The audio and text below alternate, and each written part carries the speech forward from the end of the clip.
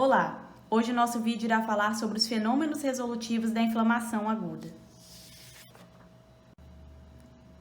A inflamação aguda pode ser dividida em dois estágios, o primeiro de iniciação e o segundo de resolução. O estágio de iniciação é conduzido por alguns fenômenos, entre eles alterações vasculares, fenômenos exudativos e a fase de transição. Ainda o estágio de iniciação possui os mecanismos pró-inflamatórios, que juntamente com os mecanismos anti-inflamatórios irão atuar em conjunto para a resolução da inflamação aguda. Ainda os mecanismos anti-inflamatórios neutralizam por meio de antiproteases, removedores de radicais livres, glicocorticoides e mediadores do sistema nervoso autônomo os mecanismos pró-inflamatórios, que irão desencadear estimulação e ativação ativa e intrínseca. Um exemplo disso é a apoptose. Os mecanismos anti-inflamatórios irão possuir ação inibitória, como, por exemplo, parar o extravasamento de células imunes.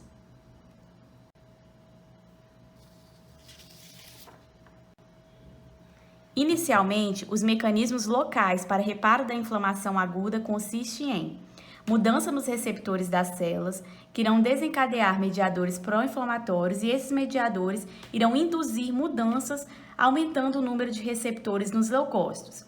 Esses leucócitos irão gerar sinais intracelulares, que irão diminuir a síntese e liberação de mediadores pró-inflamatórios.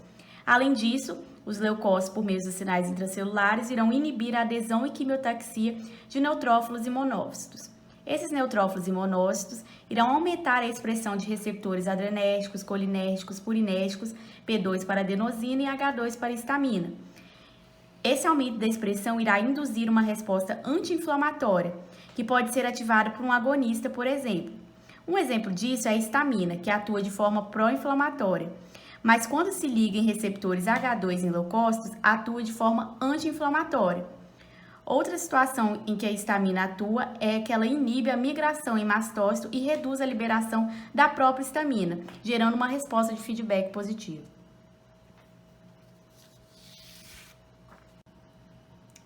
Em se tratando dos mediadores anti-inflamatórios, destaca-se a ação dos ácidos graxos. Um exemplo é o ácido araquidônico, que por meio da fosfolipase A2 pode ser sintetizado na membrana celular.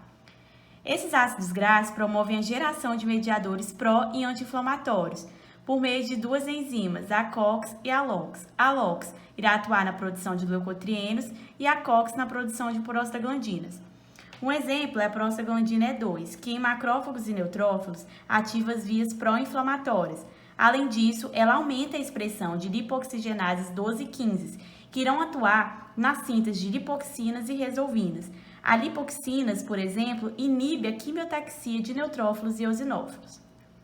Sobre a COX, ela pode ser dividida em COX-1 e COX-2. A COX-1 está presente em vasos sanguíneos, plaquetas, estômago, intestino e rins. Por isso é considerada uma enzima constitutiva. Já a COX-2, ela irá possuir efeito pró e anti-inflamatório e pode ser sintetizada na presença de citocinas, como IL-1, IL-2 e TNF. Além disso, ela encontra-se no sistema nervoso central e tem atuação em fenômenos da dor e da febre. A COX-2 ela é responsável pela síntese de prostaglandina D2, que é precursora da prostaglandina J2. Ela inibe a captura de AP10 de fagócitos. Além disso, reduz a síntese de óxido nítrico e induz a síntese de hemioxigenase 1.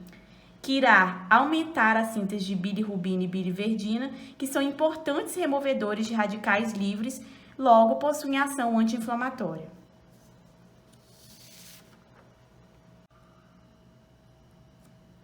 Sobre a atuação das resolvinas, elas possuem um efeito citoprotetor, ou seja, reduzem a apoptose de células agredidas e aumentam a sua sobrevivência.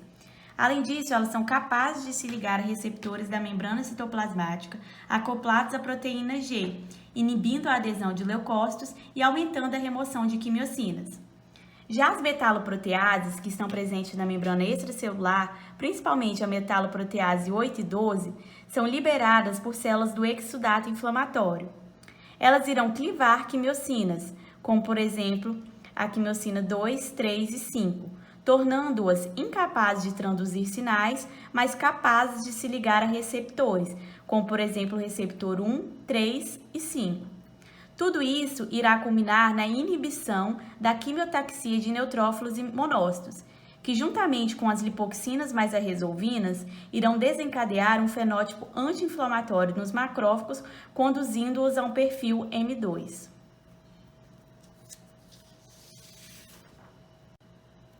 Para concluir, é importante destacar que estudos recentes demonstram que a resolução de uma inflamação aguda pode ser avaliada quantitativamente, por meio da contagem de neutrófilos. É possível avaliar sobre o gráfico, onde o eixo Y corresponde à quantidade de neutrófilos e o eixo X corresponde ao tempo. É importante destacar que é possível avaliar o intervalo de resolução, que consiste na quantidade máxima de neutrófilos na inflamação, menos a quantidade de neutrófilos quando essa população é reduzida à metade. Quando isso ocorre, os fenômenos de resolução estão completamente estabelecidos. Além disso, quando esse intervalo de resolução é aumentado, aumenta-se o tempo de resolução da inflamação.